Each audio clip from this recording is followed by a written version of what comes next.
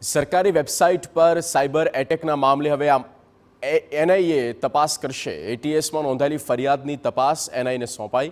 કેન્દ્રીય ગૃહ મંત્રાલયના આદેશ બાદ એનઆઈએ ફરીથી નોંધી ફરિયાદ। આઈટી એક્ટ મુજબ એનઆઈએ દ્વારા ફરિયાદ કરવામાં આવી।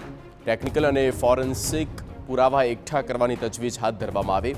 કેન્દ્ર અને રાજ્યની સરકારી વેબસાઇટ પર સાયબર એટેકની ફરિયાદ થઈ હતી। એટીએસે નડિયાદના 2 આરોપીઓની ધરપકડ કરી હતી।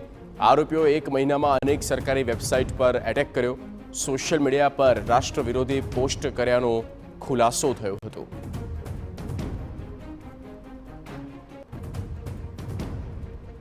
સરકારી વેબસાઇટ પર સાયબર એટેકના મામલે હવે એનઆઈએ આ અંગે તપાસ કરશે।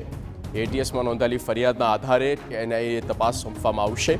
હરીન માત્રાવાડિયા સંવાદદાતા ફોનલાઈન પર। હરીન, પૂરી જાણકારી। બિલકુલ, એટીએસમાં થોડા સમય પહેલા જે ફરિયાદ નોંધાઈ હતી તેની તપાસ છે એનઆઈને સોંપવામાં આવી છે। કેન્દ્ર અને રાજ્યની વિવિધ સરકારી વેબસાઇટો છે તેમાં સાયબર એટેક કરવામાં આવ્યા હતા અને તેને લઈને એટીએસ દ્વારા નડિયાદથી ઝાંસી વંસારી અને એક સગીરની ધરપકડ કરવામાં આવી હતી। તેમણે 1 મહિના દરમિયાન કેન્દ્ર અને રાજ્યની જે સરકારી વેબસાઇટ હોય છે તેમાં સાયબર એટેક કર્યો હતો અને ઉપરાંત જે તેની પોતાની જે ટેલિગ્રામ ચેનલ છે તેમાં પણ રાષ્ટ્ર વિરોધી પોસ્ટ કરી હતી। સમગ્ર મામલો ધ્યાનમાં આવતા એટીએસ દ્વારા ફરિયાદ નોંધાઈ હતી અને 2 આરોપીની ધરપકડ કરી હતી। જોકે હવે આઈટી એક્ટ મુજબ છે એનઆઈમાં ફરીથી ફરિયાદ દાખલ કરવામાં આવી છે ને એનઆઈએ દ્વારા ટેકનિકલ અને ફોરેન્સિક પુરાવા એકઠા કરવાની પણ કામગીરી છે તે શરૂ કરવામાં આવી છે। આભાર હરીન, તમામ જાણકારી માટે।